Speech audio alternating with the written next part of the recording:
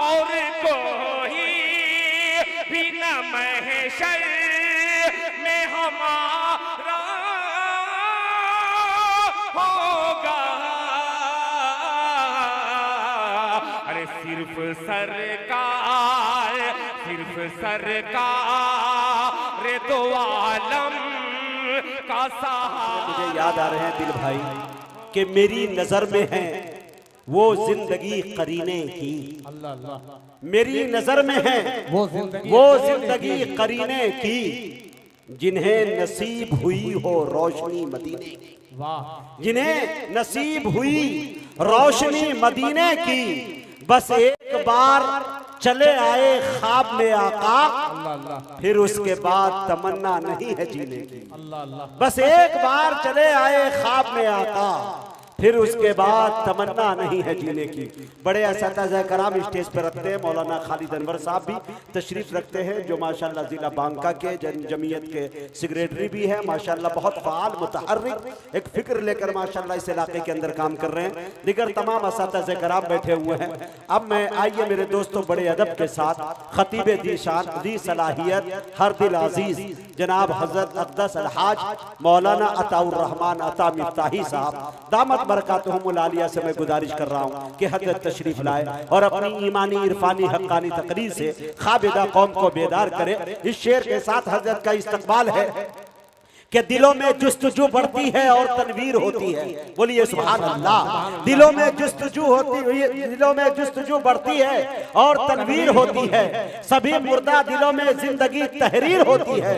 दलाइल जब ये देते हैं तो अक्लें दंग रहती है। हमारे शेख की कुछ इस तरह तकरीर होती है।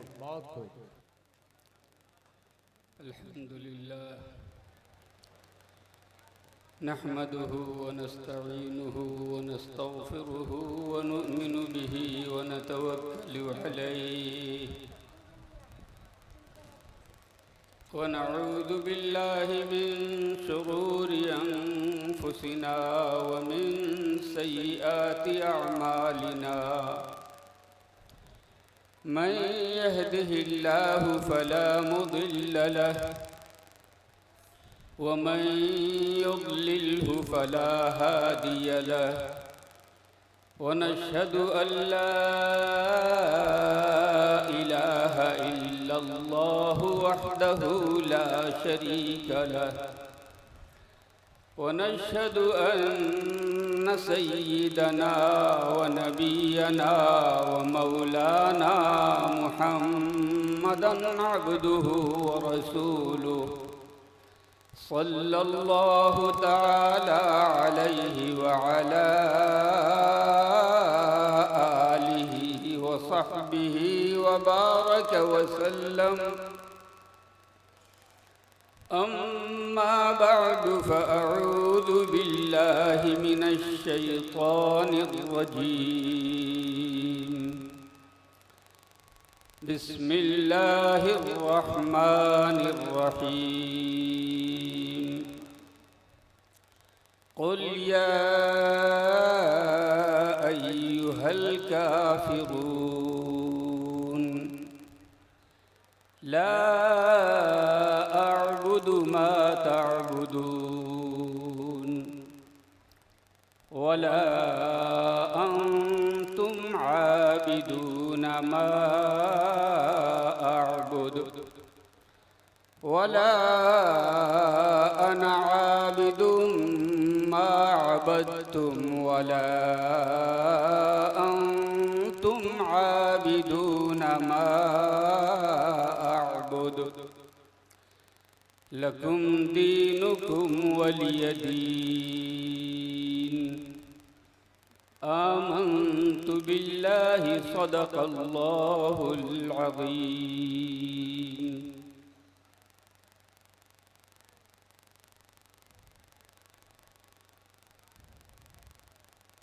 मेरे भाइयों, दोस्तों और बुजुर्गों,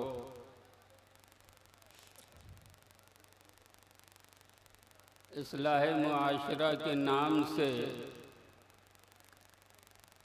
इस जलसे का इनेकाद अमल में आया है। मैं देखता हूँ कि जहाँ जहाँ भी अब जलसे हो रहे हैं उनको इस्लाह मुआशरा ही का नाम दिया जाता है, कहीं जलसे के उन्वान से, कहीं कॉन्फ्रेंस के उन्वान से।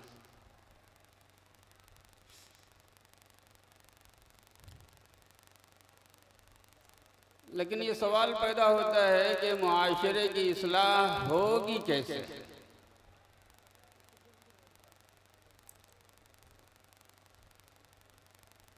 करेगा कौन?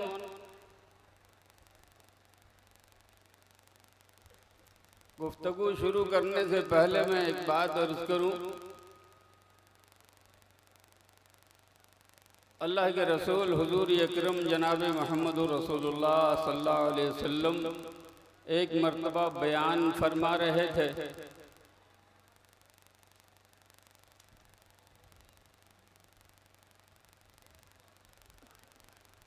हज़रत सैयदना अब्दुल्लाह इब्न मसऊद रज़ी अल्लाह ताला अन्हु जो बड़े जलीलुल क़द्र सहाबी हैं,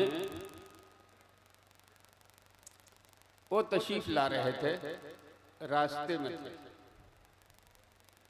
अभी मस्जिद के अंदर दाखिल नहीं हुए थे। नबी अकरम सल्लल्लाहु अलैहि वसल्लम ने एक जुमला इरशाद फरमाया, मकानकुम अंतुम, जहां हो वहीं बैठ जाओ।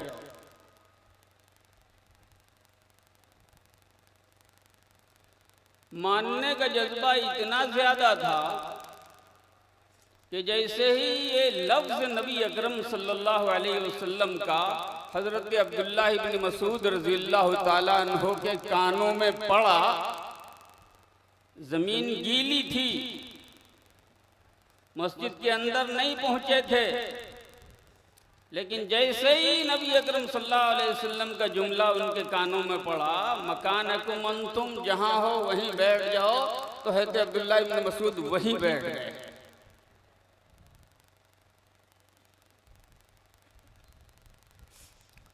मैं अर्ज करता हूं बड़े साफ लफ्जों में कि मुसलमानों में किसी चीज की कोई कमी नहीं है।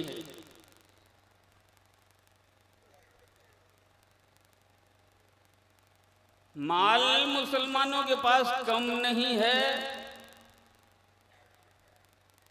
दुनियावी असबाब मुसलमानों के पास कम नहीं है, इल्म भी मुसलमानों के पास कम नहीं है। पूरी दुनिया में अगर कमी पाई जा रही है तो सिर्फ और सिर्फ इताअत और मानने की। और मैं बड़े साफ लफ्जों में अर्ज करता हूं कि जिस दिन मुसलमान मानना सीख जाएगा, इस मुसलमान को ऊपर जाने से कोई रोक नहीं सकता।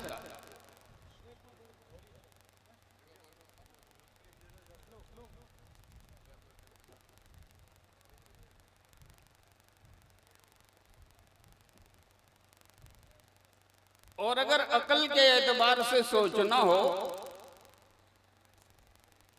तो यूं सोचो, जमीन बनाई हुई किसकी?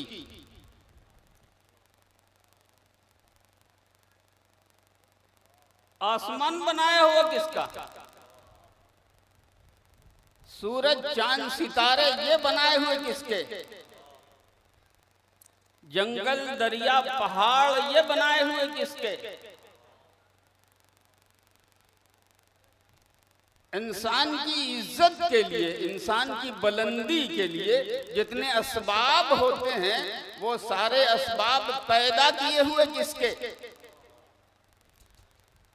जमीन की गहराइयों में सोने का भंडार किसने पैदा किया? पहाड़ों की चट्टानों में हीरों की कन्नियां किसने रखी? समुंदरों की गहराइयों में कीमती असासा किसने पैदा किया और किसने रखा? इन सब का मालिक कौन है?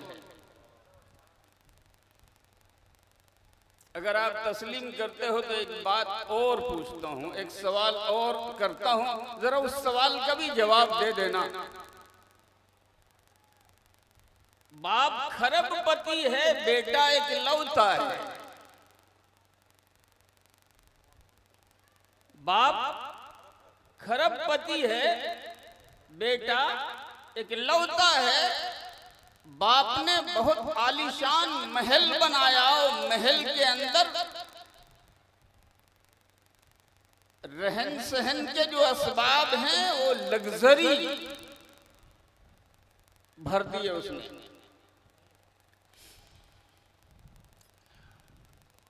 मुझे ईमानदारी के साथ बताओ कि इस बाप के बनाए हुए महल पे हक किसका है?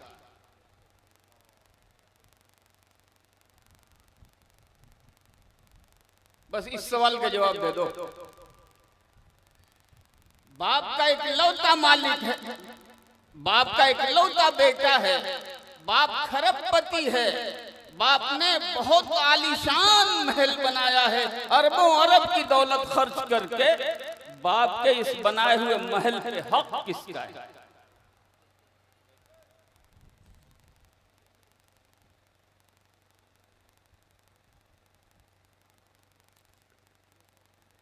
काश इस सवाल का जवाब मुसलमान को मालूम हो जाए तो मुसलमान का हाल इतना गैर न रहे।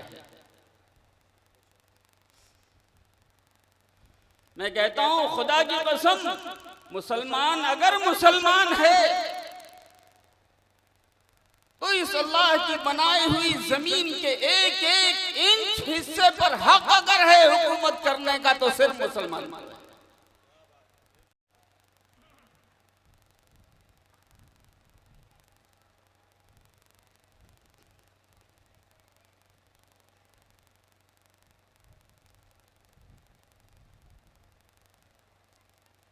एक मर्तबा मुझसे एक गैर मुस्लिम भाई ने एक सवाल किया।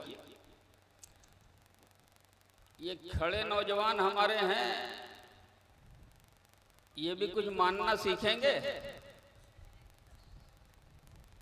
या अकड़ू खां बने रहोगे?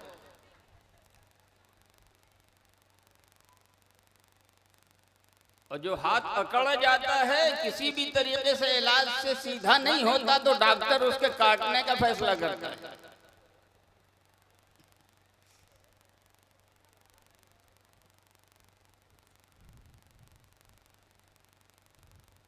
जगह है तो आओ बैठो। खड़े खड़े कव्वाली सुनी जाती है, खड़े खड़े कुरान की बात नहीं सुनी जाती।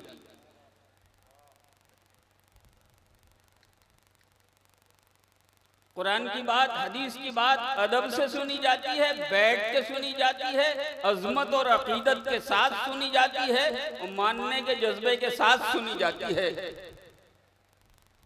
कव्वालियों में तमाशे होते हैं, वहां मानने का मसला नहीं आता, खड़े पड़े जैसे सुनना हो सुन लो।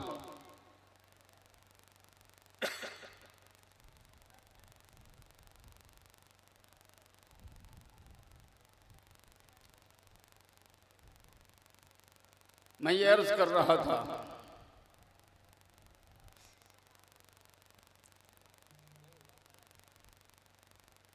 अल्लाह रब्बुल इज्जत ने कायनात बनाई, फिर नबियों का सिलसिला जारी किया।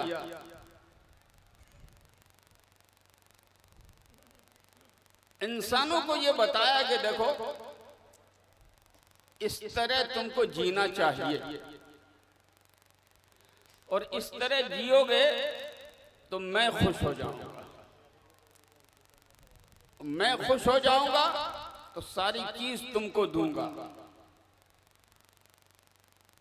राज भी तुम्हारा ही चलेगा। बस तुम दो काम करना। एक काम तो ये करना कि मुझको मानते रहना। जिस दिन तुमने मुझको मानना छोड़ा उसी दिन तुम्हारा हाल खराब कर दिया जाएगा। दूसरा काम ये करना कि मेरी मानते रहना,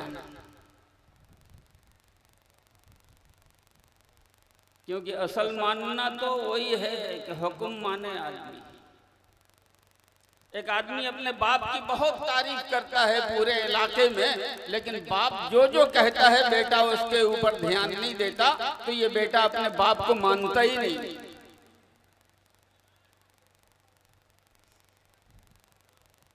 मैं अर्ज कर रहा था कि एक गैर मुस्लिम भाई ने मुझसे सवाल किया कि मौलाना,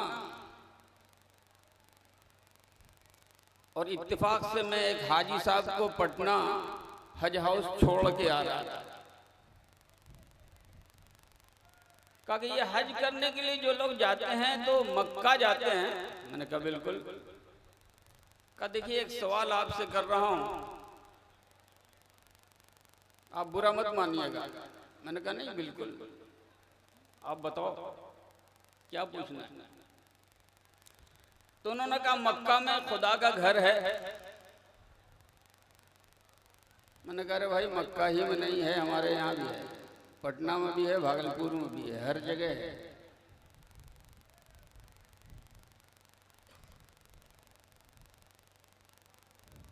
कहा हाँ, लेकिन उसको अल्लाह का घर कहा गया है। मैंने कहा ठीक है।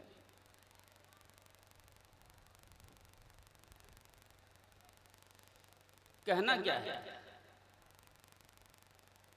तो उन्होंने कहा कि अल्लाह के घर में तो अल्लाह का कोई भी बंदा जा सकता है, आप लोगों ने बैन क्यों लगा रखा है कि मुस्लिम जाएगा नन मुस्लिम नहीं जाएगा?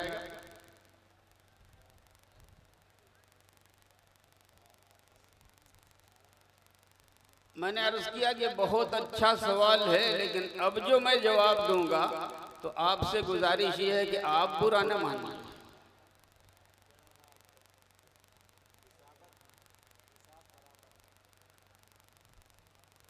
उन्होंने कहा बिल्कुल, क्या कहना है आप?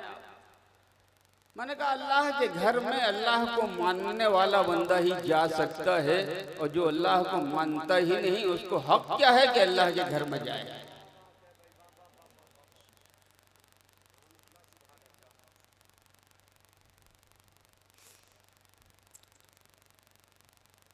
बोले अरे ईश्वर को तो हम भी मानते हैं। मैंने कहा ये मुंह का बोल है आपका। जैसे मुसलमान कहते हैं कि हम अपने नबी को मानते हैं, ये मुसलमानों के मुंह का बोल है।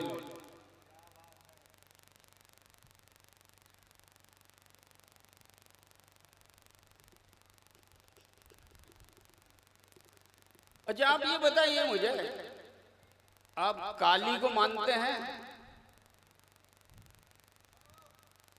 हाँ मानते हैं। मैंने कहा उनका मंदिर है? तो है। मैंने कहा दुर्गा को मानते हैं? तो हैं। उनका मंदिर है? तो है। मैंने कहा हनुमान को मानते हैं? अब एक एक नाम ले ले के मैंने कहना शुरू किया और सब में कहेगा हाँ हाँ। मैंने कहा सुनिए, पहली बात तो ये है कि जिनको जिनको आप मान रहे थे सबके नाम का आपने मंदिर बना रखा है। पूरे हिंदुस्तान में बताइए ईश्वर मंदिर के नाम से कौन सा मंदिर प्रसिद्ध है और मशहूर है? एक मंदिर नहीं मिलेगा आपको। जिनको जिनको आप मान रहे थे सबके नाम का आपने मंदिर बना लिया। जिसको आप मानते ही नहीं है उसके नाम का मंदिर क्यों बनाएंगे?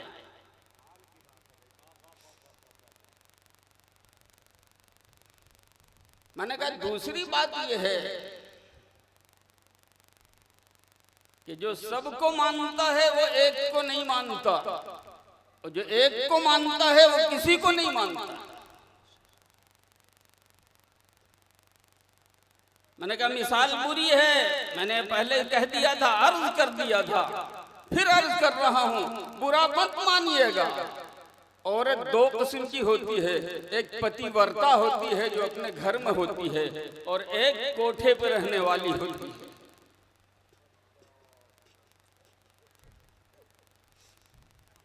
ये जो पतिव्रता होती है ये एक पति को मानती है, और उस पति के बिस्तर पर न अपने बाप को आने की इजाजत देती है, न अपने बेटे को जाने की इजाजत देती है, न अपने भाई को जाने की इजाजत देती है। वो एक को मानती है तो किसी को नहीं मानती।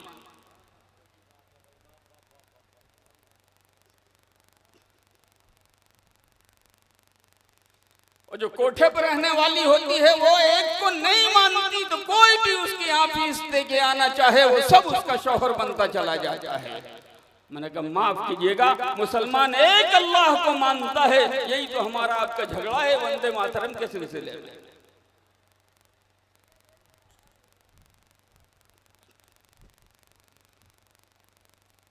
मैंने कहा जब बात निकली है तो मैं आपको समझा दूं, वजाहत के साथ समझा दूं।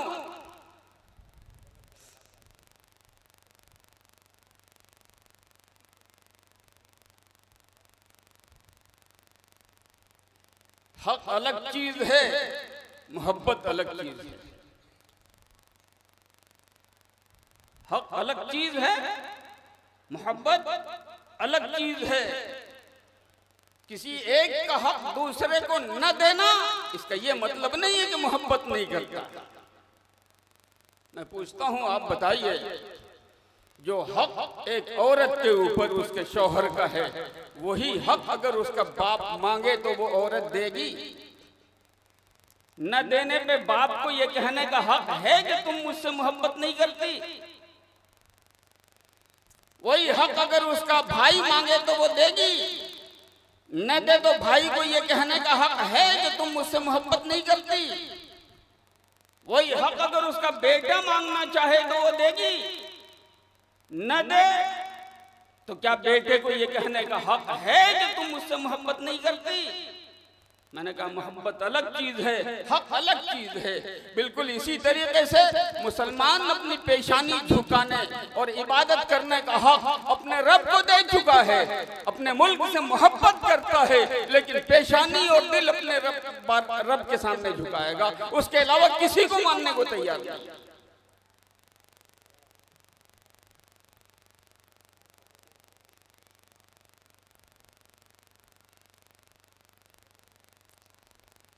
मेरे भाइयों, दोस्तों और बुजुर्गों, आइए मैं लौटता हूं। जमीन बनाई हुई रब की है।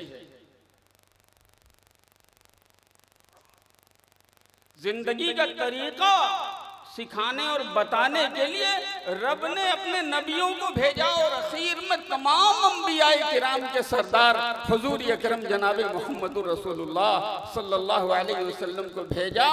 और जिंदगी गुजारने का जो तरीका हो सकता था वो तरीका मुकम्मल कर दिया अल्लाह ने। अब इसके बाद कोई गुंजाइश नहीं है, न कमी करने की न बढ़ाने की।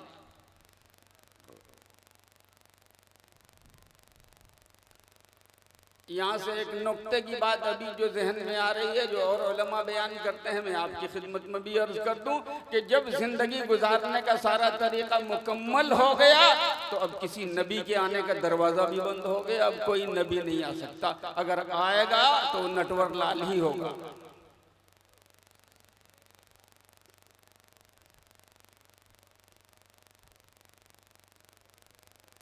अब बंदे के जिम्मे क्या है? ये सबक पढ़ाया गया कुरान में, अतीउल्लाह व अतीउर रसूल। अल्लाह की बात माननी हो, अकल का इस्तेमाल मत करो, बंद कर दो। अल्लाह के नबी सल्लल्लाहु अलैहि वसल्लम की बात माननी हो, अकल का इस्तेमाल बंद कर दो। मुसलमानों की गलती क्या है? एक तरफ हुक्म अल्लाह का आता है और दूसरी तरफ ये अपनी खोपड़ी चलाता है। दुकान पे बैठा हुआ है, अजान हो गई, बुलावा अल्लाह की तरफ से आ रहा है, बंदा अपनी खोपड़ी चला रहा है। नमाज पढ़ने के लिए उठ के जाएंगे, 1 घंटा दुकान बंद हो जाएगी, इतना घाटा होगा, इतना फायदे से महरूमी होगी, खोपड़ी चलाता है। और देने वाला परवरदिगार है, वो चाहे तो मिनटों में महीनों की कमाई दे सकता है। पहले उसकी बात तो मानो।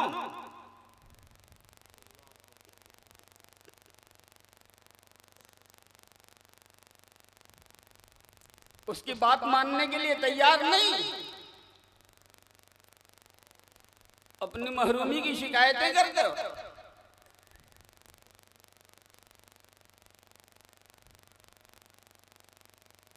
अल्लाह अगर किसी नबी को नहीं भेजता तब भी उसका हक था कि हम सब मिलकर उसकी इबादत में लगे रहते।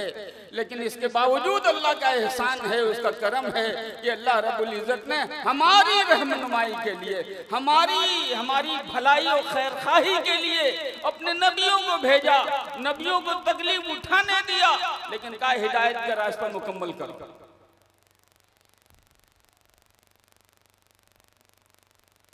क्यों?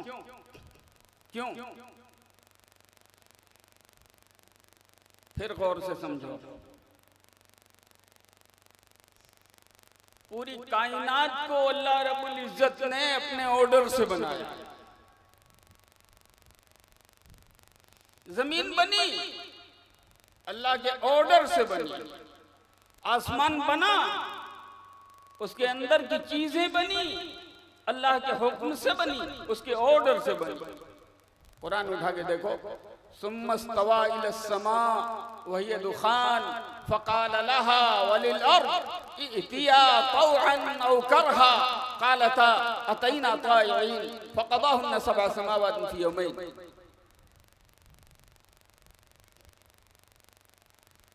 बनाना था तो जमीन से भी कहा, आसमान से भी कहा कि तुमको बनना है। बोलो बनना है कि नहीं बनना है? बनना तो पड़ेगा। तुम्हारा जी चाहे तब भी बनना पड़ेगा, जी ना चाहे तब भी बनना पड़ेगा। तो औ करहा, राजी खुशी बनने को तैयार हो तो बन जाओ, नहीं तो भी बनना ही पड़ेगा। कालता अतैना ताइईन, कहा जब बनना ही है तो हम राजी खुशी बनते। मैं अर्ज कर रहा हूं, जमीन को, आसमान को, समुंदर को, जंगल को, पहाड़ को, आसमान की तमाम चीजों को, जमीन की तमाम चीजों को अल्लाह पाक ने अपने ऑर्डर से बनाया, अपने हुक्म से बनाया। लेकिन ये जो इंसान है 5 फीट का, 6 फीट का, इसको अल्लाह पाक ने अपने ऑर्डर से नहीं बनाया बल्कि अपने हाथों से बनाया।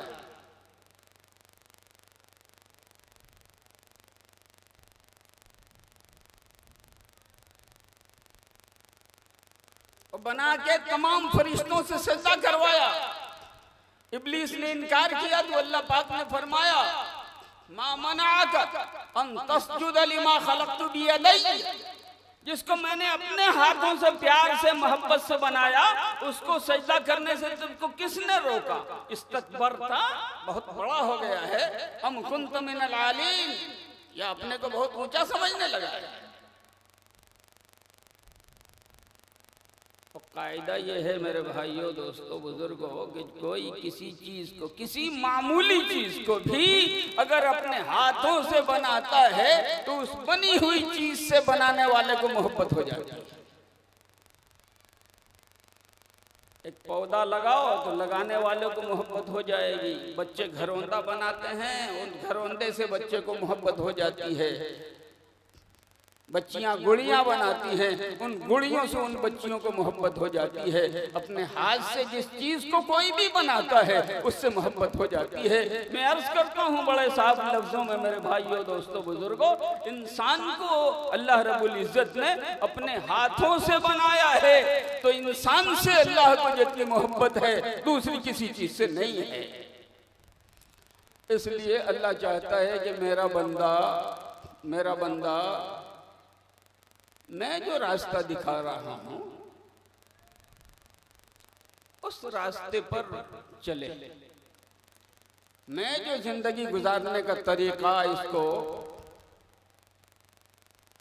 वही के जरिए और नबियों की जुबानी सिखा रहा हूं, वो तरीका सीखे, उस तरीके के मुताबिक जिंदगी गुजारे तो फायदा ये होगा कि ये पूरी दुनिया पुरसुकून बन जाएगी, अमन का गहवारा बन जाएगी। और सबसे बड़ी बात यह है कि मुझको खुशी होगी, मैं देखूंगा कि मेरा बनाया हुआ मेरी मर्जी के मुताबिक चल रहा है तो मैं उसके लिए तरक्की के दरवाजे खोल दूंगा।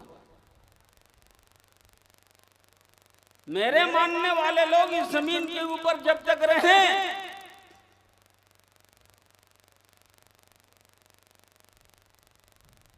इस जमीन के ऊपर मेरा न मानने वाला हुकूमत नहीं कर सकता, ये चीज नामुमकिन है।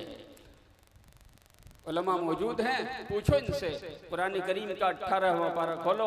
वअदल्लाहुल्लज़ीना आमनू मिनकुम वअमिलुस्सालिहात लयस्तखलिफन्नहुम फिल अर्द कमा इस्तखलफल्लज़ीना मिन क़ब्लिहिम वलयुमक्किनन्न लहुम दीनहुमुल्लज़ी इर्तदा लहुम वलयुबद्दिलन्नहुम मिन बादि खौफिहिम अमना यअबुदूननी ला युशरिकून बी शैया वमन कफर बअद ज़ालिक फउलाइका हुमुल फासिकून। बस सिर्फ दो काम करो, एक तो मुझ पर ईमान लाओ, दूसरे कि मैं जो जिंदगी गुजारने का तरीका तुम्हें बता रहा हूँ, सिखा रहा हूँ, उस तरीके के मुताबिक तुम जिंदगी गुजारो। इस जमीन के ऊपर हुकूमत करने का हक सिर्फ तुम्हारा है, किसी और का नहीं है।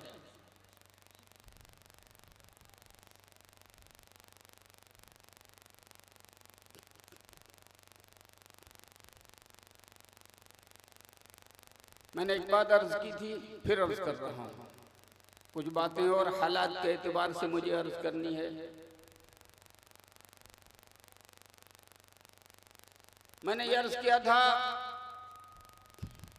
दुनिया वालों की बात माननी हो तो अक्ल से पूछो,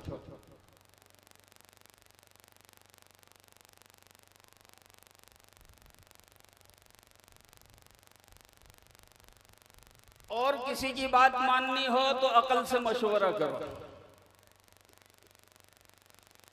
लेकिन अगर अल्लाह की बात मानने का सवाल खड़ा हो तो अकल से कहोगे अब तेरी जरूरत नहीं है। अल्लाह के नबी हुजूर अकरम सल्लल्लाहु अलैहि वसल्लम की बात के मानने का मसला हो, चाहे दुनिया के मसले में क्यों ना हो, उनकी बात के मानने का मसला हो तो अकल के दरवाजे बंद कर दो, कहो अभी यहाँ तेरी कोई जरूरत नहीं है, तेरी गुंजाइश नहीं है। दो मिसाल सुनाता हूँ आपको।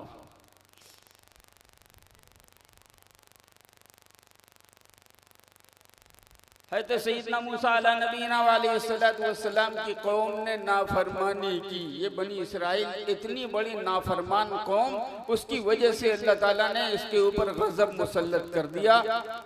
बदकिस्मती की बात यह है कि ये मुसलमान अपने नबी का रास्ता छोड़कर उसी बनी इसराइल के रास्ते पे पीछे भागी जा रही है।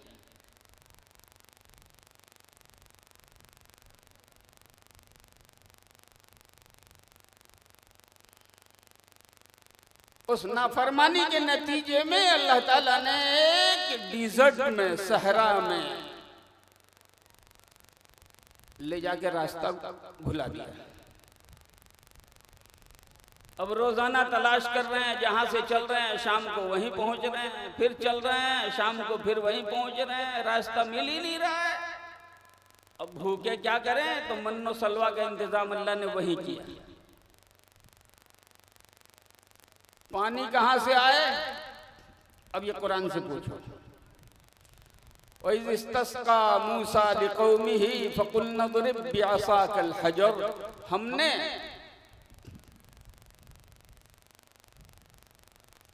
मूसा अलैहिस्सलाम ने जब अपने लोगों के लिए पानी मांगा, ए अल्लाह पानी का इंतजाम कर दीजिए, वरना यहाँ बालू का मैदान सैकड़ों मील लंबा चौड़ा, कोई पानी कहीं नहीं है, आप भी इंतजाम कर सकते हैं।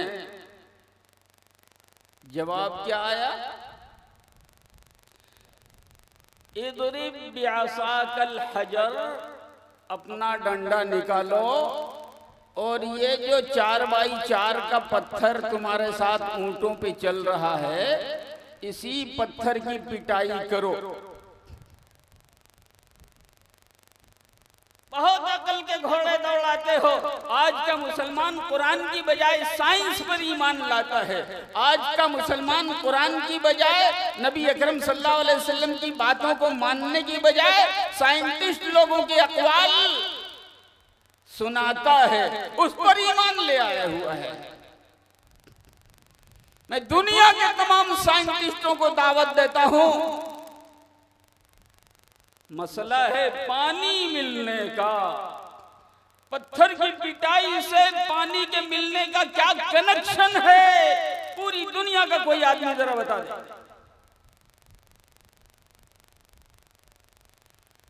जितने रास्ते अकल में आ सकते थे उनमें से किसी का हुक्म अल्लाह ने नहीं दिया। हालांकि वही अल्लाह कादिर है, कुएं में वही पानी पैदा करता है, तालाब में वही पानी रखता है, नहरों में वही पानी देता है, चश्मों के जरिए वही पानी अदा करता है, बारिश के जरिए वही पानी अदा करता है। पानी देने वाला वही अल्लाह है। और वो अगर न देना चाहे, खुदा की कसम तुम्हारी सारी टेक्नोलॉजी फेल हो जाए, कुल अराइतुम इन अस्बह माउकुम गौरा फमन यातीकुम बिमाइन मईन। तुम कहते हो कि बोरिंग कर कर के जमीन के पाताल का पानी निकाल लेंगे, लेकिन जितना बोर करो तुम, अल्लाह पाक पानी के लेयर को 1 इंच नीचे जरा डाउन कर देगा। बस देखें कौन पानी लाके तुम्हें देता है।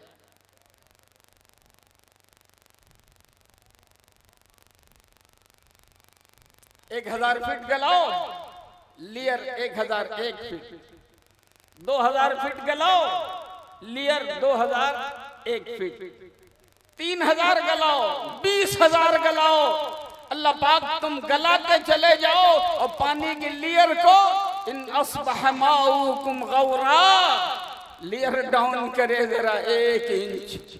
देखें दुनिया की कौन टेक्नोलॉजी तुम्हें पानी लाके देती है।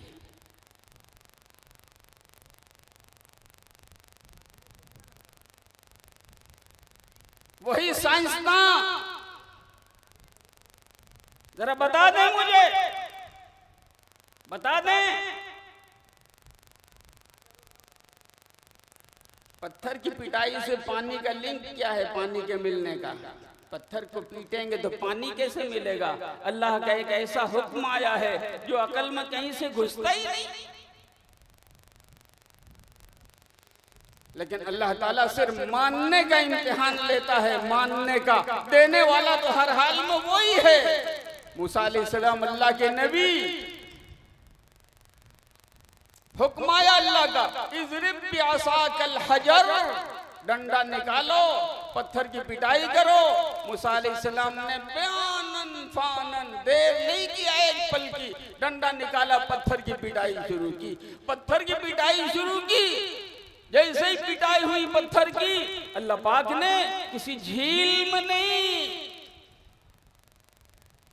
किसी समंदर में नहीं, किसी दरिया में नहीं, एक छोटे से 4x4 के पत्थर में अल्लाह ने पानी का स्टॉक इतना जमा कर दिया, इतना पैदा कर दिया, फजरत मिन्हु इस्नता अशरता ऐना, 12 लाइनें फूटी उससे और पानी निकल के बहता चला जा रहा है, बहता चला जा रहा है। कोई साइंटिस्ट जरा बता दे मुझे, आया कहां से?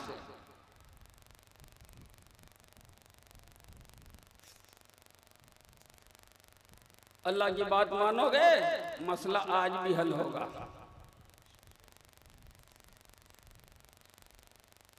तुम कहते हो बारिश नहीं आ रही है, मानसून नहीं आ रहा है। अच्छा तो बताओ मानसून आएगा कैसे? का पेड़ लगाओ ज्यादा से ज्यादा, तब मानसून आएगा। तो गुज़श्ता साल बारिश नहीं हो रही थी, इसका मतलब पेड़ नहीं था दुनिया में। इस साल जो जरूरत से बारिश हो गई है तो दोनों साल का स्टॉक इसी साल बरस रहा है।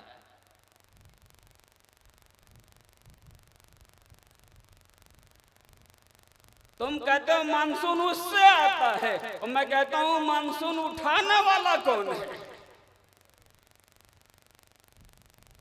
पेड़ लगाओ, मानसून आएगा और बारिश होगी। और अल्लाह क्या कहता है? इस्तगफिरू रब्बकुम इन्नहु कान गफ्फारा युरसिलिस समा अलैकुम मिदरारा। तुम्हारी नाफरमानियां पहुंचेंगी आसमान तक, आसमान पे बारिश रोक ली जाएगी। तुम अपनी नाफरमानियों पर रो धो, मुझसे माफी मांगो, मैं बारिश को बरसने दूंगा, छोड़ दूंगा। युरसिलिस समा अलैकुम मिदरारा, मूसलाधार बारिश बरसाऊंगा, लेकिन पहले तुम मेरे आगे झुकने को तो तैयार हो जाओ।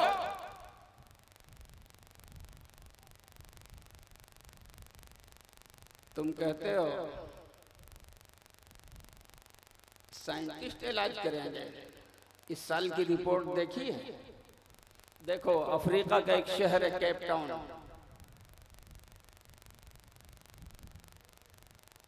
अफ्रीका का एक शहर है केप टाउन। वहां के मेयर ने ऐलान कर दिया इस साल के मैं पानी का कोई इंतजाम नहीं कर सकता, मेरे बस में नहीं है, तुम लोग अपने अपने एतबार से जितना चाहो सो करो। आज एक केप टाउन के मेयर ने ऐलान किया है तुम्हारी रविश बरकरार रही, अल्लाह पाक अगर तुम्हारे तमाम शहरों को केप टाउन बना दे, फिर कौन लाके देगा? कौन साइंटिस्ट लाके देगा?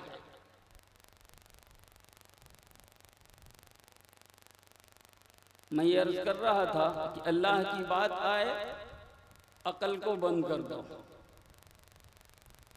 आंख बंद करके उसे मानो, तुम्हारा मसला हल होता चला जाएगा। ऐसे ही अल्लाह के रसूल सल्लल्लाहु अलैहि वसल्लम की बात भी आंख बंद करके मानो तो तुम्हारा मसला हल होता चला जाएगा।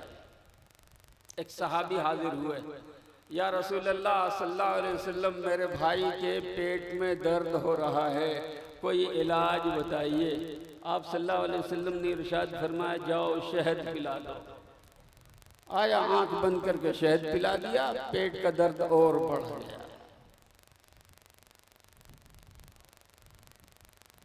शक शुबा नहीं किया, फिर दौड़ा हुआ गया अल्लाह के रसूल सल्लल्लाहु अलैहि वसल्लम की खिदमत में, कहा या रसूलुल्लाह सल्लल्लाहु अलैहि वसल्लम, अब तो दर्द और बढ़ गया है। कहा जाओ शहद पिला दो। हम होते तो कहते साहब जिससे तड़प रहा है वही दे रहे हैं, लेकिन आंख बंद किया, आगे फिर पिला लिया, दर्द और बढ़ गया। फिर हाजिर हुए, या रसूल अल्लाह सल्लल्लाहु अलैहि वसल्लम, अब तो हाल गैर हो गया है, बहुत बेचैनी और बेकली बढ़ गई है, आप इरशाद फरमाएं क्या करना है। फरमाया आका मदनी करीम सल्लल्लाहु अलैहि वसल्लम ने, सदक़ल्लाह व कज़ब बत्नु अखीक, सदक़ल्लाह व कज़ब बत्नु अखीक, अल्लाह का कलाम सच्चा है, तेरे भाई का पेट झूठा है, जा शहद पिला। वो मानने वाले थे, वो मानने वाले थे, हमारी तरह एक्टिंग करने वाले नहीं थे।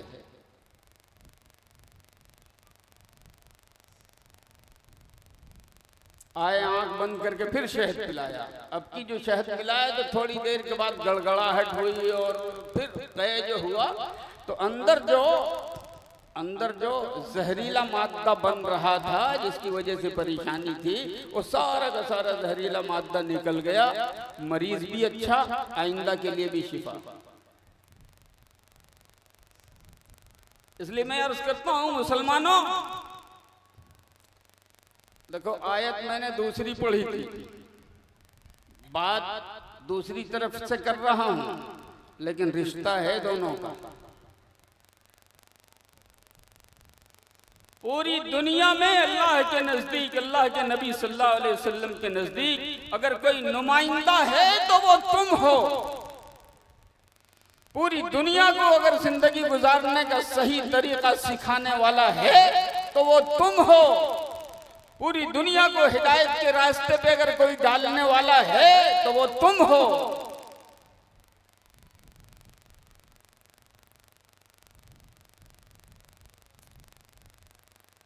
लेकिन अफसोस अफसोस,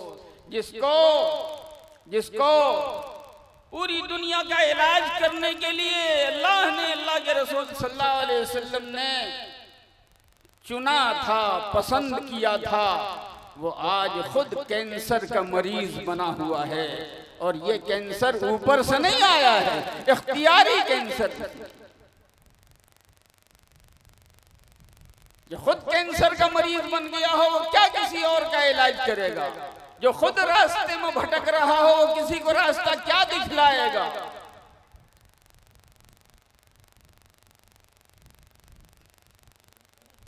तकरीरों में बहुत मिसालें दी, कितनी मोहब्बत है हमें अल्लाह से, कितनी मोहब्बत है हमें अल्लाह के रसूल सल्लल्लाहु अलैहि वसल्लम से, और कितनी मोहब्बत है हमें अल्लाह की दी हुई शरीयत से। उसका अंदाजा ये होता है कि इस शरीयत को मिटाने के लिए नापाक मंसूबे बनाए गए, प्लान बनाया गया, लॉ कमीशन को जिम्मेदारी दी गई कि पूरे हिंदुस्तान के लिए एक कानून बनाओ, शादी ब्याह का एक कानून, विरासत का एक कानून, रहने सहने का, पोसने पालने का एक कानून। उन पागलों को कौन समझाया जाता है? तबीयतें अलग होती हैं, तकाजे अलग होते हैं। अल्लाह पाक ने एक हाथ के अंदर पांचों उंगलियां बराबर नहीं पैदा की। और खुदा की कसम मैं अर्ज करना चाहता हूं कि अगर किसी की हथेली में ये पांचों उंगलियां बराबर हो जाएं तो वो जिंदगी का कोई काम न कर पाए। ये उंगलियां छोटी बड़ी हैं, इसलिए ये सब सिमट करके बराबर हो जाती हैं। और अगर यहाँ बराबर होंगी तो यहाँ आगे कोई यहाँ पहुंची रहेगी, कोई यहाँ पहुंची रहेगी। जो काम करना है वो नहीं कर पाएगा। तुम बराबर क्या करना चाहोगे? तुम्हारे पागलपन पर मुझे दाद देने को जी चाहता है। एक साइज के दो जानवर होते हैं, आप भी जानते होंगे। एक का नाम है खरगोश और एक का नाम है बिल्ली।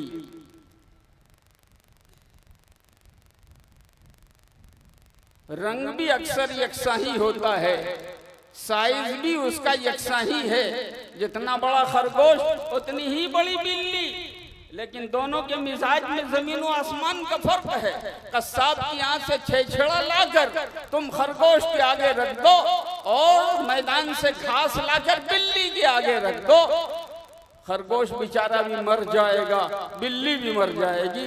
जब एक छोटे साइज के दो जानवरों को एक तरह का खाना तुम नहीं खिला सकते, जब उनका एक मिजाज नहीं बना सकते, इंसान जो फैले हुए हैं पूरे हिंदुस्तान में यहाँ से वहां तक, तुम उनके लिए एक तरह का कौन सा कानून बनाओगे? मुझे बताओ।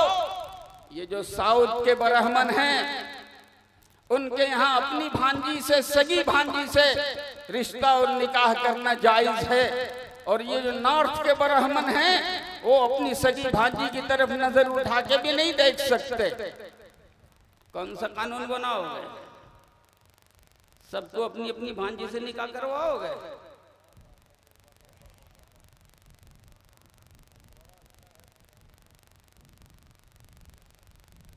मैं अर्ज करता हूं, मिजाज अलग है। एक मर्तबा मैंने अर्ज किया था, एक स्टेज पर जब मिजाज एक नहीं हो सकता तो तुम बाहर की क्या बात करते हो?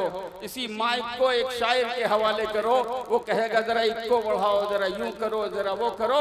उसी माइक को फिर एक मुकर्रिर के हवाले करो, को भाई आवाज जरा इत्तेदाल में रखो, इसको बंद कर दो। एक माइक पर जब एक किस्म का कानून नहीं चल सकता, पूरे हिंदुस्तान में तुम एक तरह का कानून कौन सा चलाना चाह रहे?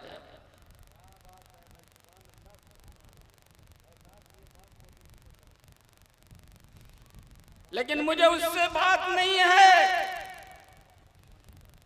जिसके पास खोने के लिए कुछ न हो, उससे क्या शिकायत की जाए?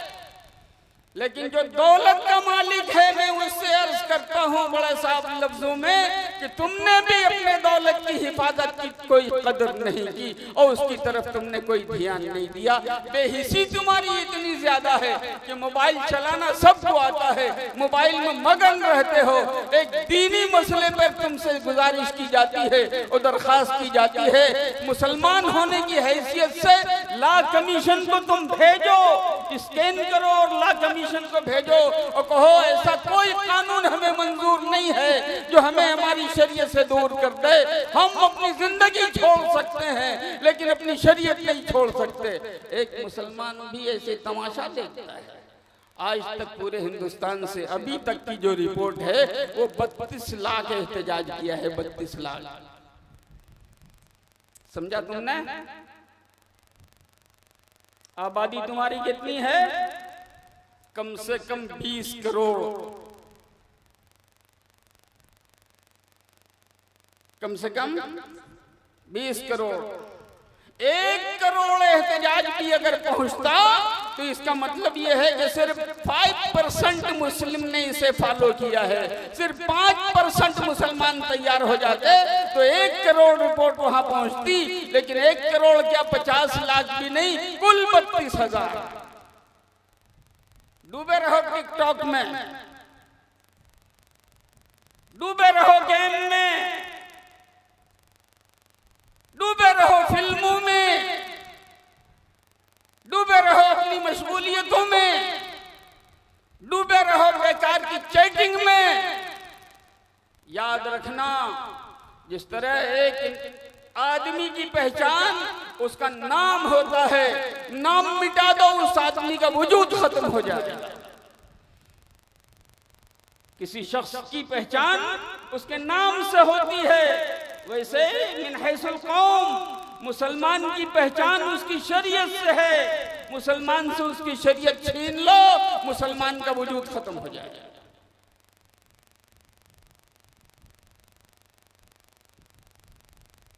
ये मुसलमान अपनी शरीयत के लिए कुछ करने को तैयार नहीं, ये मुसलमान अपने खुदा की बात मानने को तैयार नहीं, ये मुसलमान अपने नबी की बात मानने को तैयार नहीं।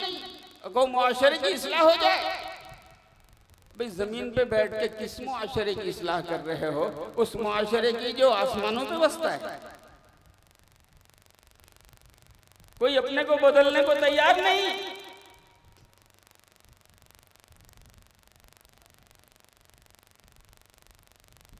कहां से मुआशरे की इस्लाह होगी? किस मुआशरे की इस्लाह होगी?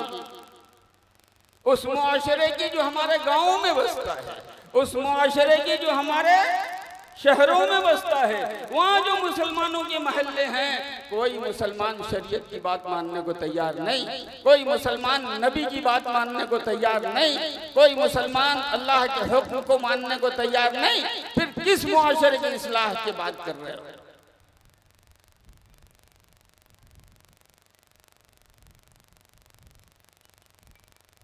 बात बहुत कहने को है, 2-3 बातें कहूंगा, 2-3 बातें कहूंगा, लंबी बात नहीं कहूंगा। मैंने अर्ज किया, कामयाबी तुम्हें अगर मिलेगी तो अल्लाह के हुक्म को मानने से मिलेगी। कामयाबी अगर तुमको मिलेगी तो अपने नबी की फरमा बरदारी से मिलेगी। बस उसके अलावा खूब अच्छी तरीके से याद करना और कान खोल खोल के सुन लेना, पत्थर पे लिख लो। बड़े खुले लफ्जों में मैं अर्ज कर रहा हूं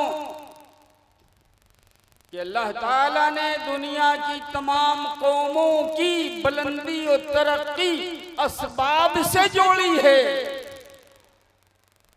लेकिन मुसलमानों की तरक्की को अल्लाह रब्बुल इज्जत ने असबाब से नहीं जोड़ा, बल्कि अपने हुक्म की फरमाबरदारी और अपने नबी सल्लल्लाहु अलैहि वसल्लम की इताअत से जोड़ा है।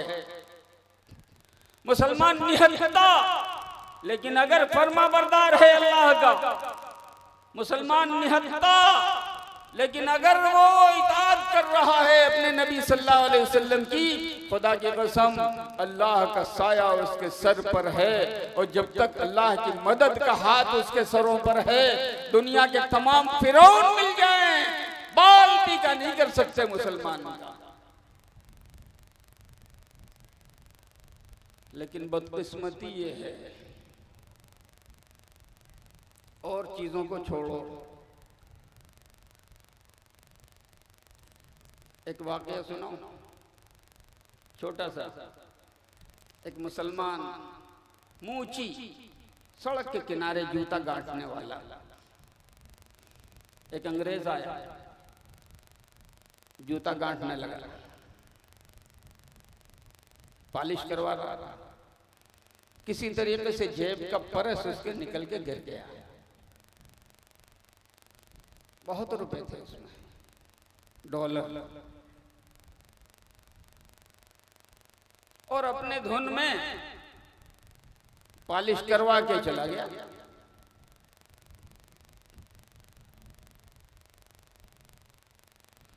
अब मूची ने जो नजर उठाई तो देखा कि परस मौजूद है, का कोई आया नहीं, उसी का होगा। उठाया, खोल के देखा, बहुत रुपया है। एड्रेस मूची ने ऐलान कराया, पता नहीं चल सका, अपना काम करता रहा। साल गुजर गया। अगले साल वही अंग्रेज टूर के लिए फिर आया, फिर वहीं पे आया। मूची की नजर उठी तो अंग्रेज को पहचान गया, यही था मेरे पास पॉलिश कराने के लिए आया था, और इसी का परस होगा। उठ के दौड़ा हुआ गया, कहा हुजूर जरा इधर आइए। उसने भी देखा तो कहा कि हाँ, इसको तो लगता है कि पहचानी हुई सूरत है कुछ। परस निकाल कर दिया कि ये आपका परस यहाँ गिर गया था, देखिए आप ही का है, और इसमें जो कुछ था वो भी सही सालिम है कि नहीं। और उसने पलट के देखा, सब कुछ हूबहू बेईन ही। बड़ा ताज्जुब हुआ। उसने कहा कि भाई कोई सबूत नहीं, बहुत बड़ी रकम थी, मैं तो चला भी गया था, साल भर तुमने हिफाजत से रखा, तो मुझ पर नजर पड़ी तो तुमने इसे वापस कर दिया। आखिर तुमने ऐसा क्यों किया? उसने कहा मैंने कलमा पढ़ा है, और मैंने जिसकी वफादारी का दम भरा है, उसने ऐसे किसी माल को हमारे लिए हराम करार दिया है। ये तो छोटी सी दौलत है, पूरी दुनिया का खजाना भी अगर हराम तरीके से मिले तो मैं उसे लेने के लिए तैयार नहीं, इसलिए कि मैं मुसलमान हूं।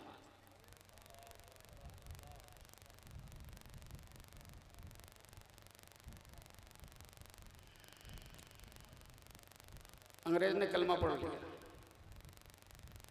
अगर ये बात है, तुम्हारे मजहब की तालीम ये है, मैं भी तुम्हारे अंदर दाखिल होता हूँ, शामिल होता हूँ।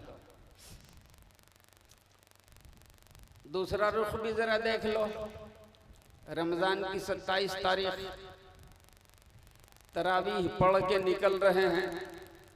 एक आदमी बैंक से पैसा लेके आया था, घर जाने का मौका नहीं मिला, मस्जिद चला गया नमाज में, और नमाज पढ़ के निकल रहा था तो किसी बेएहतियाती की वजह से वो परस गिर गया।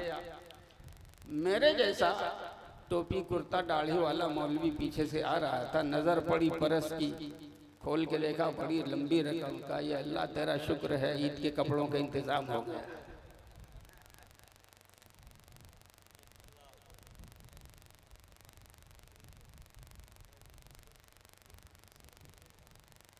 बात समझ रहे हो? एक बात और, बात पे बात निकलती जा रही है।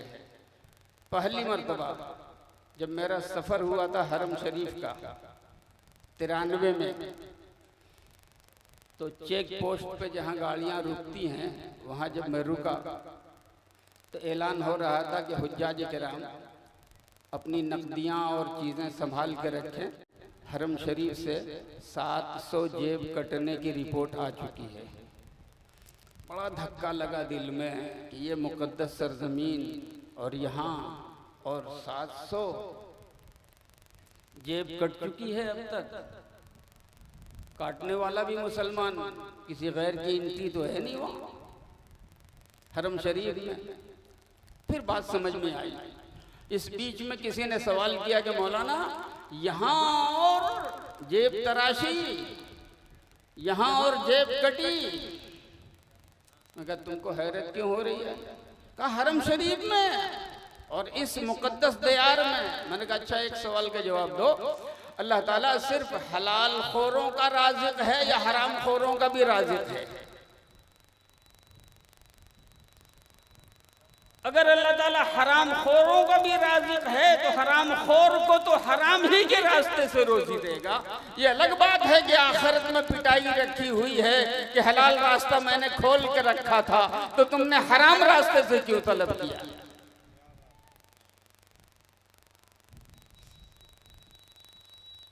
एक मूची है, इस्लाम की सिफत को बाकी रखता है, इस्लाम की सिफत तालीम को बाकी रखता है, तो एक गोरे देश से आने वाला आदमी उसके इस तरीके को देख करके इस्लाम कबूल कर लेता है। मेरे दोस्तों, मेरे बुजुर्गों, हमारे यहाँ तो मालूम हो कि कमेटियां चल रही हैं, बाज़ाब्ता सूद का कारोबार।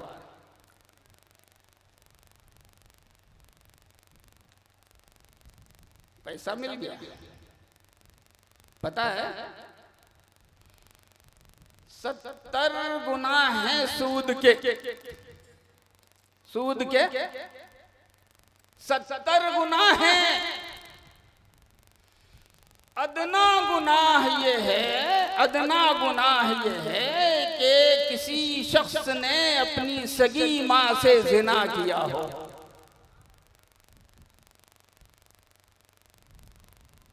वो नाम बदल गई, कमेटी लेते मौलाना, कमेटी में है। अच्छा, कमेटी हो, फिक्स डिपॉजिट हो, फलाना हो, फलाना हो, फलाना हो। पाखाने को एक बेहतरीन तरीके से रख दो, उसमें पैकिंग कर दो, विटामिन बी कम्प्लेक्स से लिख दो, तो ये गू जो है विटामिन बी कम्प्लेक्स बन जाएगा कि पखाना ही रहेगा।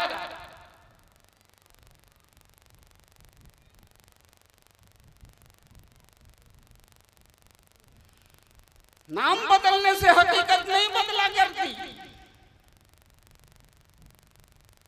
सूद हराम है तो हराम। मैं कहता हूं तुमने अपने मौला से रिश्ता तोड़ क्यों लिया? क्यों तोड़ लिया? वो हलाल तरीके से देने के लिए जब उसने दरिया बहाए हैं तो तुम्हें क्यों नहीं देगा? लेकिन बेईमानी तुम्हारे अपने मन में है कि तुम हलाल तरीके से लेने के लिए तैयार नहीं हो। बेटी का बाप, लड़के का बाप, सारे लालची, सारे बेईमान। बेटा इंजीनियर है, लाखों कमा रहा है, सब्र नहीं है तो 20 लाख की गाड़ी मांग रहा है। तुमको कमर में ताकत नहीं है खरीदने की। मैं कहता हूं एक बात सुनो बहुत साफ तरीके से। एक गिलास ले आओ, चाय की प्याली लिया, चाय की प्याली, उस चाय की प्याली से पानी मांगो तो चाय की प्याली तुमको कितना सदेगी? 1 घूंट। वही पानी तुम इस बोतल से मांगो तो ये बोतल कितना देगी? जितने में 2 आदमी भर जाए। वही पानी तुम 50 लीटर के जार से मांगो तो वो जार कितना देगा? जितना सब सैराब हो जाए। वही पानी तुम 1000 लीटर के टैंक से मांगो, वो कितना देगा? पूरा मोहल्ला। और वही पानी तुम किसी नदी से मांग लो, वही पानी तुम किसी दरिया से मांग लो, जिससे मांग रहे हो उसके पास जितना सा होगा उतना ही से देगा।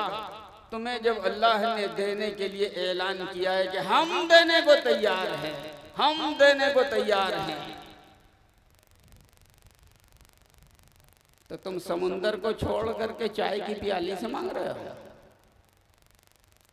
तुम्हारी अक्लमंदी का कोई जवाब है? सुनो, कुरान में ऐलान किया है अल्लाह रब्बुल इज्जत ने, शादी करो हम देंगे। बेटी का बाप भी कम बेईमान नहीं है, बेटी का बाप भी कम बेईमान नहीं है। सामने नेक हाफिज आलिम लड़का है जो शरीयत का पाबंद है, सुन्नत का पाबंद है, बाप जमात में जाता है, बाप हाजी है, बाप पीर है, लेकिन अपनी बेटे के लिए नेक रिश्ता उसे दिखाई नहीं देता। वो कहता है बेटी मेरी यहाँ जाएगी तो भूखों मर जाएगी। अल्लाह मियाँ गरीब हो गया है तुम्हारे अकीदे में?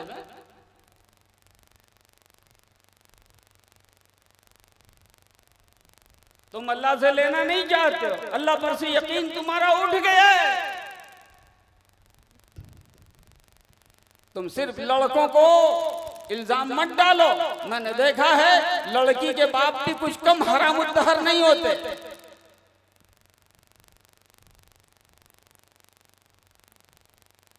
बंद करो।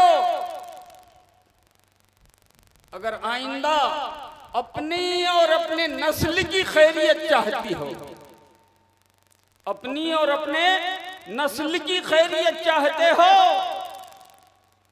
पिछला रवैया छोड़ो। हर बंदा अपने आप को अल्लाह उसके रसूल की इताअत के लिए तैयार करे, मुआशरे की इस्लाह खुद हो जाएगी। वरना पिछली तारीख गवाह है, कोई उम्मत अपनी नबी की मुखालफत करके सलामत न रही। अजाब आया अल्लाह का, मिटा दिए गए लोग, बर्बाद कर दिए गए। पिछली तमाम उम्मतों की ये तारीख है कि कोई उम्मत अपने नबी की नाफरमानी करके खैरियत से नहीं रही, तो ये उम्मत अपने नबी की नाफरमानी करके खैरियत से कैसे रहेगी? दो मिसाल देके रुखसत होता।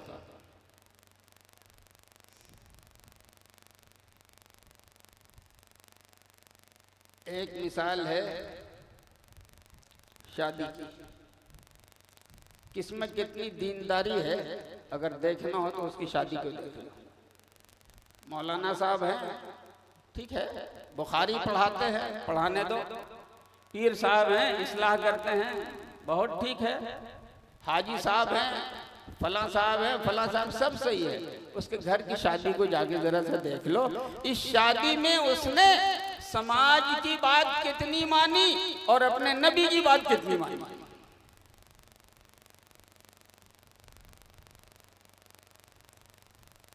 बड़े बड़े पीर क्यों न हो,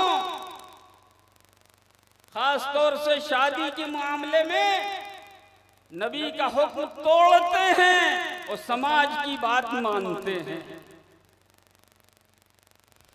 मैं कहता हूं कि ऐसे समाज को उठाकर संडास में फेंक देना चाहिए जो समाज नबी की नाफरमानी की राह दिखा रहा हो।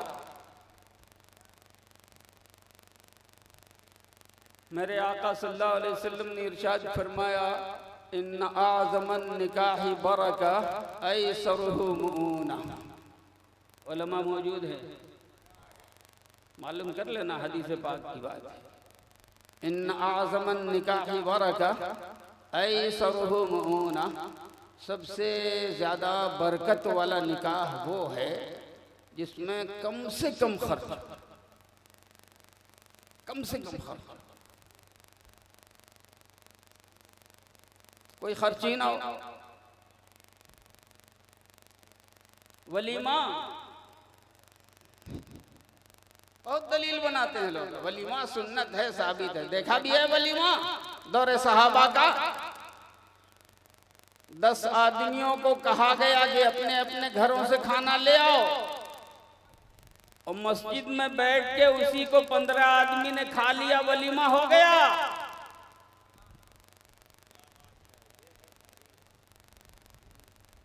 बात समझ में आ रही है?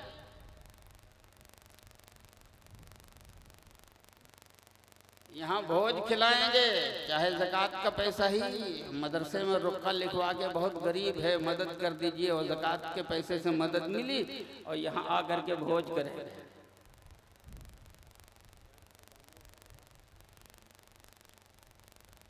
अब मैंने जो शुरू में आयत पढ़ी थी, सूरत पढ़ी थी, उससे जरा मिला लो।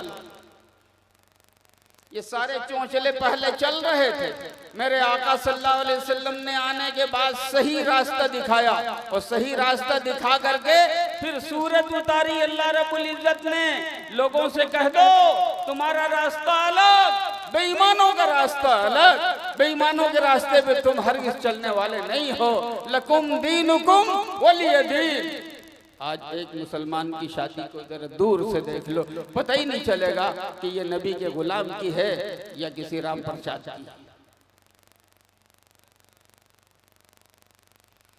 मेरे आका ने इरशाद फरमाया कम से कम खर्च करो, उसमें बरकत ज्यादा से ज्यादा होगी। हम क्या करते हैं, शादी के लिए 2 साल पहले से मैनेज करते हैं, जुगाड़ लगाते हैं। नबी का हुक्म तोड़ने के लिए क्या क्या कर रहे हो? कितनी तावील कर लो, अल्लाह पाक के आगे कोई तावील नहीं चलेगी, कोई मंतिक काम नहीं आएगी। दूसरी बात है मय्यत के सिलसिले में,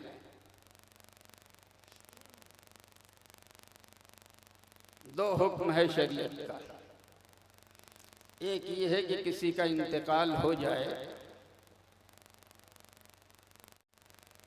फौरन दफन करो। ताखीर की गुंजाइश इतनी ही देर तक है जितनी देर में कब्र तैयार की जाए।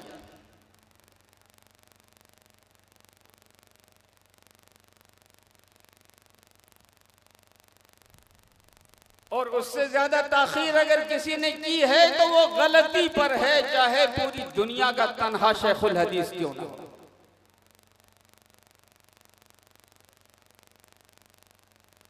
मेरे नबी सल्लल्लाहु अलैहि वसल्लम ने बहुत जल्दी करने की ताकीद फरमाई है। इंतजार नहीं कि फला आएगा तो दफन होगा, फला आएगा तो नमाज पढ़ाएगा, फला आएगा तो ऐसा होगा वैसा होगा। अभी बाप का इंतकाल हुआ, खबर आ रही है कि बेटा दुबई में है और वहां से आ रहा है, जब तक बाप को बर्फ की सिल्ली पे रखा जा रहा है। नबी का हुक्म मान रहे हो कि तोड़ रहे हो? आओ एक वाकया सुनाता हूं। बदर की लड़ाई इस्लाम की पहली लड़ाई है, बड़े फजीलत की चीज़ है। यहाँ तक कि कोई भी उस लड़ाई में शरीक हुआ, अगर उससे कोई गलती हो भी जाती थी और कोई उंगली उठाना चाहता था तो दूसरे लोग मना करते थे, खबरदार कुछ मत कहो, बदरी है।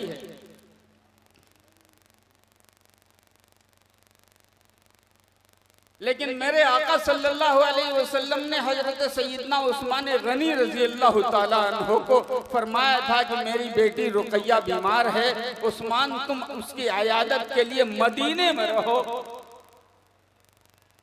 हमारे साथ मत चलो। ये बेईमान शिया उंगली उठाते हैं तो उस्मान पर, लेकिन भूल जाते हैं कि उस्मान मदीने में अपनी मर्जी से रुके थे या आका के हुक्म से रुके थे।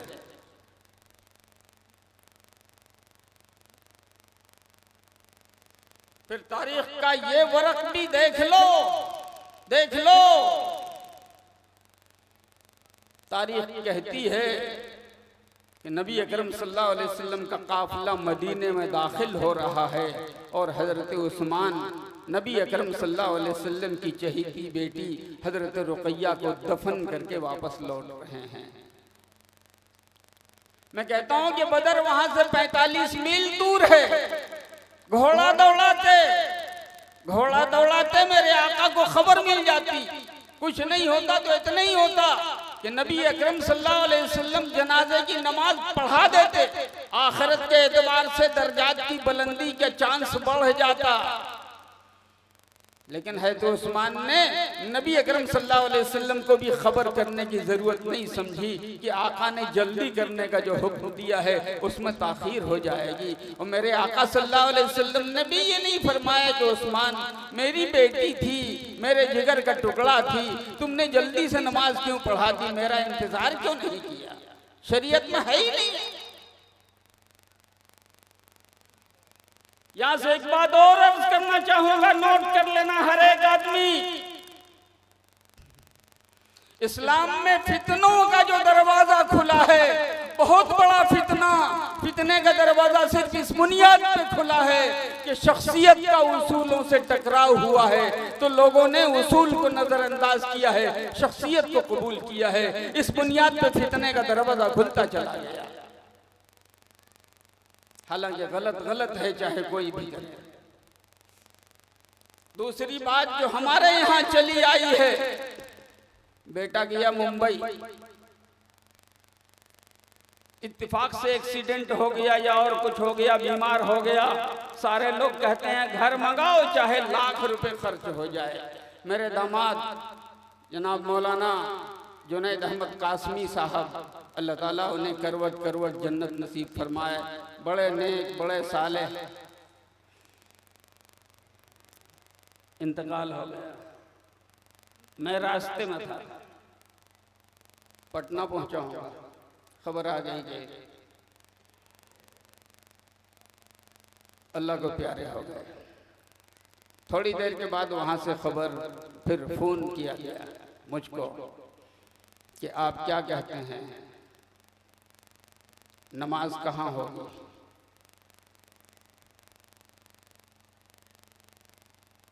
मैंने कहा कि मैं वली नहीं हूँ, उनके वली, उनके वालिद खुद वहाँ हैं, उनसे पूछ लीजिए। उन्होंने मेरी तरफ इशारा किया कि वो जैसा कहेगा वैसा ही होगा।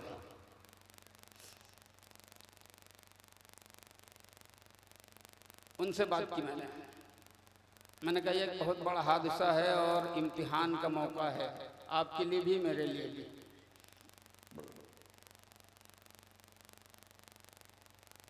लेकिन इस मौके पर होश खोना अक्लमंदी नहीं है। मैं अपने वतन लाने की इजाजत देता हूं 2 शर्तों के साथ।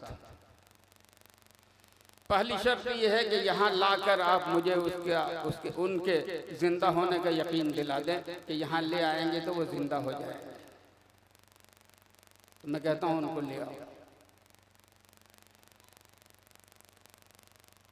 दूसरी शर्त यह है कि अगर जिंदा ना कर सको तो कम से कम इतना यकीन दिला दो कि यहाँ के कब्रिस्तान में लाके दफन करेंगे तो उनकी मगफिरत यकीनी हो जाएगी और उनके दर्जात की बुलंदी यकीनी हो जाएगी। ये भी नहीं है तो मैं हरगिज़ इजाज़त नहीं देता। मैं आ रहा हूँ, नमाज वहीं होगी। रात का वक्त था, ट्रेन चल रही थी। मैंने कहा सुबह तक मैं पहुँच जाता हूँ। चुनांचे मैं हाजिर हुआ, नमाज मैंने पढ़ाई।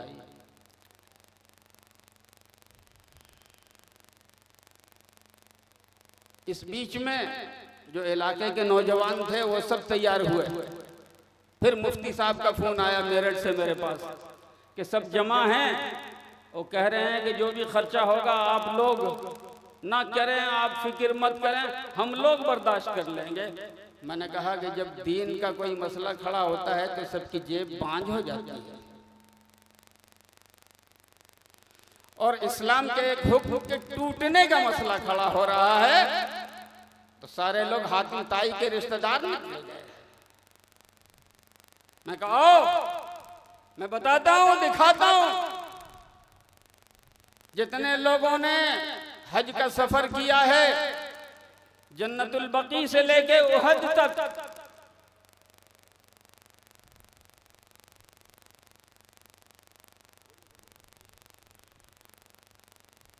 और जन्नतुल बकी पूरी दुनिया का ऐसा तन्हा कब्रिस्तान है जिसका मुकाबला दुनिया का कोई कब्रिस्तान नहीं कर सकता। क्योंकि जन्नतुल बकी के लिए मेरे आका सल्लल्लाहु अलैहि वसल्लम की दुआ है, अल्लाहुम्मा अग़फ़िर लि अहली बक़ील ग़रक़द, ए अल्लाह बकी वालों की बख्शाइश कर दीजिए। ए अल्लाह बकी वालों की बख्शाइश कर दीजिए। ये सआदत, ये बशारत, ये फजीलत दुनिया के किसी कब्रिस्तान को हासिल नहीं है, हत्ता कि जन्नतुल मुअल्ला को भी नहीं। अब गौर करो, जन्नतुल बकी से लेके उहद तक 3 किलोमीटर का फासला है, 3 किलोमीटर का। अब बिल्डिंगें बन गई, जरा घूम के जाओ तो 5 किलोमीटर, लेकिन जब बिल्डिंग नहीं बनी थी तो 3 किलोमीटर। जितने हुज्जाज गए हैं वो सारे के सारे लोग जानते होंगे कि शुहदाए उहद के नाम से 70 सहाबाए किराम जो शहीद हुए थे वो सब की कब्रें वही हैं। क्या हो गया था, 3 किलोमीटर ऊंट पे लाद के बकी में दफन नहीं कर सकते थे? लेकिन इस्लाम ने हमें मुर्दा ढोना नहीं सिखाया है, इस्लाम ने हमें मुर्दा परस्ती नहीं सिखाई है, इस्लाम ने सही तरीका इख्तियार किया है। और आज लाश आ रही है, बराबर खबर मिल रही है, लाश आ रही है बेंगलोर से, लाश आ रही है मुंबई से, लाश आ रही है मुरादाबाद से, सारे एक तो ताखीर कर रहे हो। मुर्दा अगर अपनी जिंदगी में ये पसंद करता था तो उसे भी गुनहगार बना रहे हो और तुम भी गुनाह की दौलत खरीद रहे हो। तीन चीजें हैं। शादी में कहा गया, मेरे आका ने फरमाया कम से कम खर्च में करो। आका का हुक्म तोड़ने के लिए तुम ज्यादा से ज्यादा खर्च का जुगाड़ लगाते हो। मेरे आका ने फरमाया इंतकाल हो जाए जल्दी दफन करो। तुम 24 घंटे 36 घंटे आका का हुक्म तोड़ते हो, बहाना बनाते हो किसी के आने का। मेरे आका सल्लल्लाहु अलैहि वसल्लम ने मिजाज दिया और बनाया, जहां इंतकाल हो वहीं दफन करो। तुम लाश को ढो ढो के यहाँ से वहां तक लाती हो। मैं एक बात अर्ज करता हूँ, मुआशरे की इस्लाह यूं नहीं होगी, ऐसी हजारों कॉन्फ्रेंसें करोगे नहीं होगी। अपने अपने आप को तैयार करो कि हम जब तक जिंदगी गुजरे रहेगी, जब तक जिंदगी बची हुई है, हम अल्लाह की बात मान के चलेंगे, अल्लाह के रसूल सल्लल्लाहु अलैहि वसल्लम की बात मान के चलेंगे। उनके मुकाबले में कोई भी आए, चाहे कितना ही बड़ा क्यों ना हो, हम किसी को नहीं जानते। अगर ये अहद कर लोगे मेरे दोस्तों, मेरे बुजुर्गों, तो तुम्हारी किस्मत बदलने से कोई रोक नहीं सकता, इज्जत की मंजिल पाने से तुम्हें कोई मना नहीं कर सकता। बस इसी चीज की जरूरत है और यही तन्हा वाहिद रास्ता है। अल्लाह मुझे भी तौफीक अता फरमाए, आपको भी तौफीक अता फरमाए। हम सबको अल्लाह ताला हिदायत और रहमत के साए में जिंदगी गुजारने की तौफीक अता फरमाए। व आखिर दावाना अल्हम्दुलिल्लाहि रब्बिल आलमीन।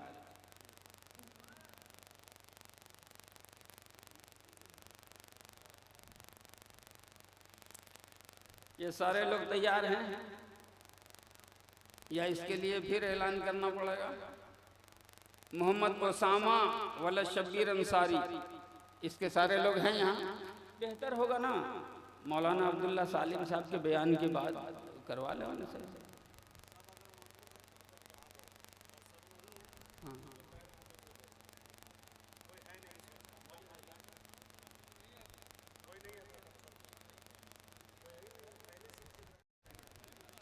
हाँ, लोग रहते हुए खामखा वक्त ज़ाय होगा, लोग भी इंतज़ार कर रहे हैं।